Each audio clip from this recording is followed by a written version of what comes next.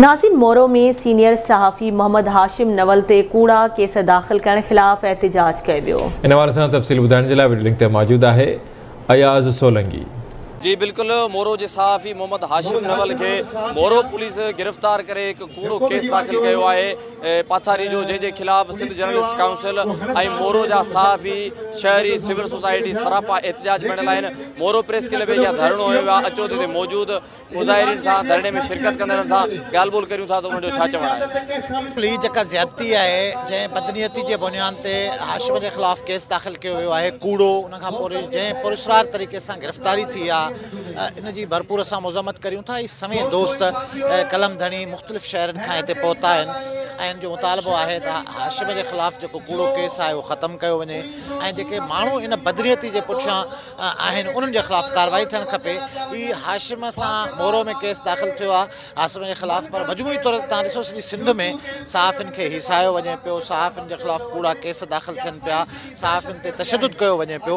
इन समूरी जेका रवश आहे उन जे ख़िलाफ़ आहियूं असीं जदोजहद करियूं पिया। सिंध जा सहाफ़ी आख़िर केतिरो चुप रहनि। सिंध जा सहाफ़ी जेको ॾिसनि था उहो लिखनि था। 14 सालनि जी तबाही आहे, हर इदारो तबाह थी चुको आहे। गंदगी, लाक़ानूनियत, हर बरबरियत, हर शइ जेकी आहे तव्हां ॾिसो था अमुन जे नाले ते का शइ कान्हे का।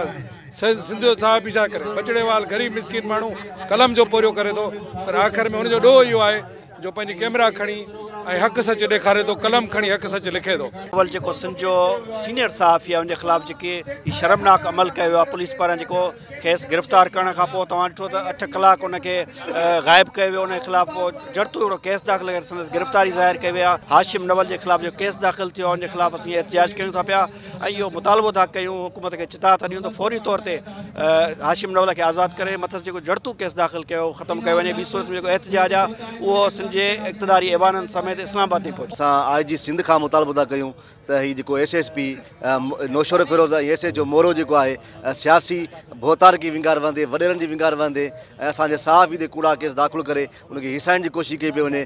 पर हीअ तव्हां मोरे जी पुलिस खे इहा भुल आहे त कॾहिं बि सहाफ़ी न झुकिया आहिनि न विकिया आहिनि। नाइंसाफ़ी आहे असांजो जेको मोरो प्रेस क्लब ते अॼु सियासी समाज जी जेके सहाफ़ी जेके एहतजाज सराप एहतजाज बनियल आहिनि उनजो इहो ई मुतालबो, असांजो इहो ई मुतालबो आहे त उनखे जेको जल्दी सां जल्दी आज़ादु कयो वञे ऐं जेको त जेके कूड़ा जेके केस आहिनि उहे ख़तमु कया वञनि। तमामु सख़्तु नाजाइज़ी थी आहे ऐं उन्हनि जी सख़्तु लफ़्ज़नि में मज़म्मत कयूं था।